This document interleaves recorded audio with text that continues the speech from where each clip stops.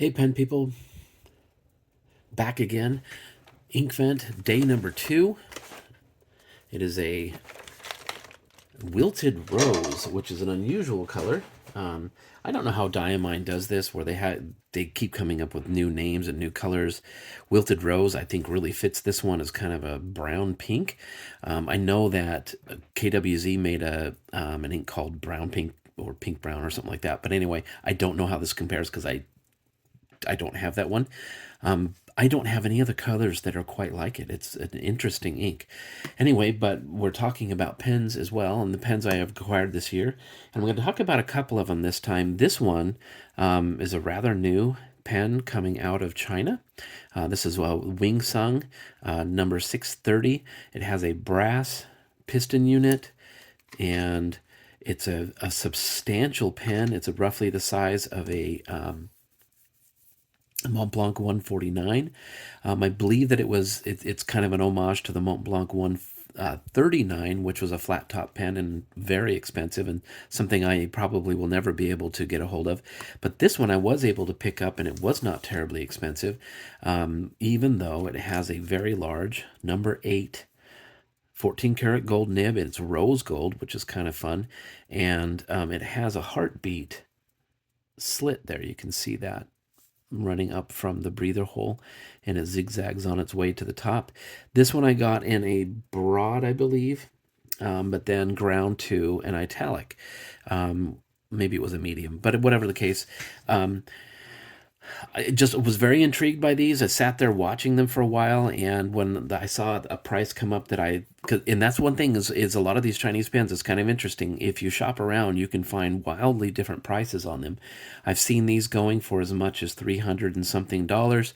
I got this one for less than half that, which was great, even though it truly is a gold nib, and it really is a solid brass piston unit in there that actually works very smoothly in the barrel.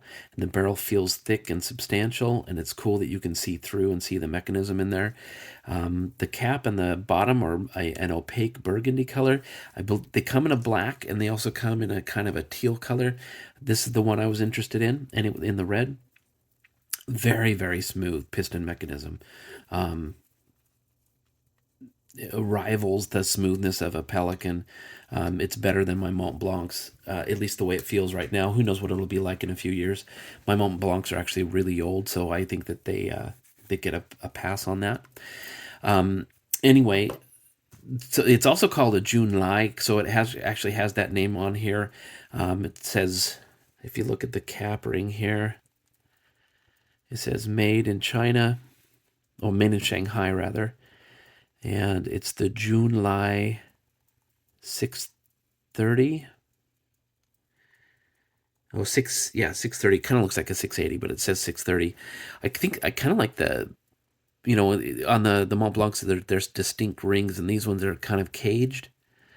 Even though that may be a way to make the manufacturing process easier and less expensive, I kind of like the way it looks. It's kind of neat. There is a Phillips screw that holds this all together. I wouldn't recommend taking it apart.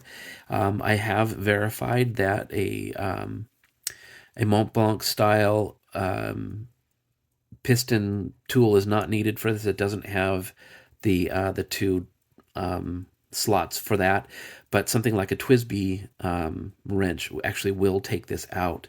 I'm not going to do that right now. There's no point. It's in really good working condition, but you could take it apart and clean it or service it. I don't recommend people do that, even if you have pens that are easily disassemblable. It's not usually a good idea to do that very often. I would only do it if you absolutely have to do some repairing or greasing, because that's one thing that these things really do need from time to time, is some lubrication. But anyway, another pen I wanted to talk about, because I got roughly 30 pens this year. I was trying not to get so many, but some interesting pens came up, and this is another new-ish pen out of China. This one is, again, a Wing Sung. Both of these are. And these are both premium offerings from the brand.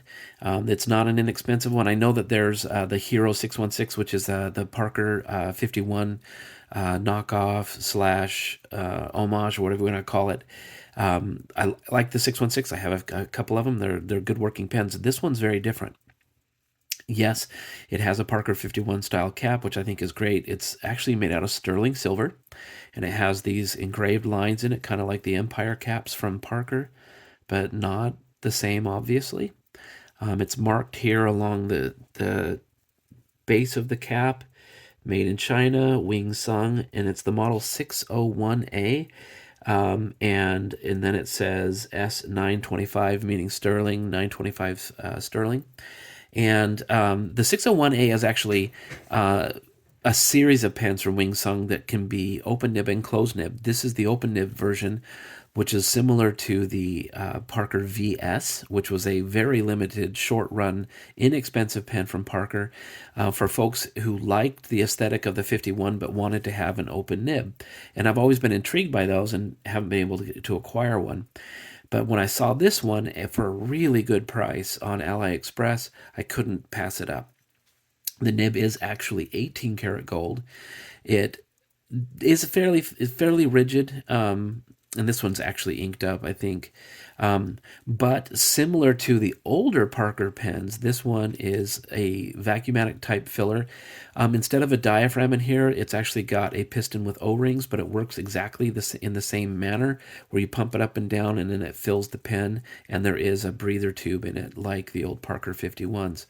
But it's an open nib, so you can actually see, the direction that you're rotating it without. If that's a problem for you, and one of the reasons why you don't like the 51s, this one is very, has a very similar aesthetic and functionality. It's a good pen. I really enjoy this one. I'll do a more thorough review later on once I've used it long enough to see what quirks and problems it might have. I don't like to do full reviews on pens until I have had that opportunity. This one I have had a bit longer. My only issue with it is that it's been a little bit of a dry writer, but not. It's had no leaks, no issues. It fills easily, and let me see if I can fill it this time without making ink go everywhere like the last one. Oh, you know what? It won't even fit in there. But I have it dipped and got a bit of ink on the feed there. This is the Wing Sung 630, also called the June Lai. And the ink is Diamine Wilted Rose, which is the December 2, 2024, Inkvent ink. Again, can't say anything bad about Diamine. They make great inks. This is actually a fantastic pen. If you're, been looking for something, a very premium pen in the lines of something from Mont Blanc or something like that. They don't make the 139 anymore. This is a beautiful homage to that pen. I like it a lot, although I've reground my nib to where it has thin and then broad strokes, like an italic or stub. They come with a nice, smooth, ball pointed end. You can get these in a gold nib, or you can get them in a steel nib. The steel nibs are considerably less expensive, obviously. It doesn't really, it's got a little bit of flex. You can see the end there kind of got a little bit of bounce. You won't get that from the steel nibs. They're pretty rigid. But it's very, very smooth and writes really well. So anyway, I will just quickly write with this pen just because I've brought it out and I've been talking about it. This is, actually, maybe I didn't ink it up. There's one way to find out, and it's kind of dangerous, but we'll see. I did not. So, but there's nothing remarkable about this one, the way it writes. It's just got a standard medium nib, and it writes very, very smoothly. I didn't need to tune either of these pens. They work right out of the box. That may not be your experience. I've found that a lot of pens, particularly the less expensive pens, may not be as consistent as in their quality as they're as you get them, and they made a little bit of tuning as you get them. But I think that both of these pens are going to be solid players in my fountain pen routine. Anyway, I hope you have a good one. I'll see you soon.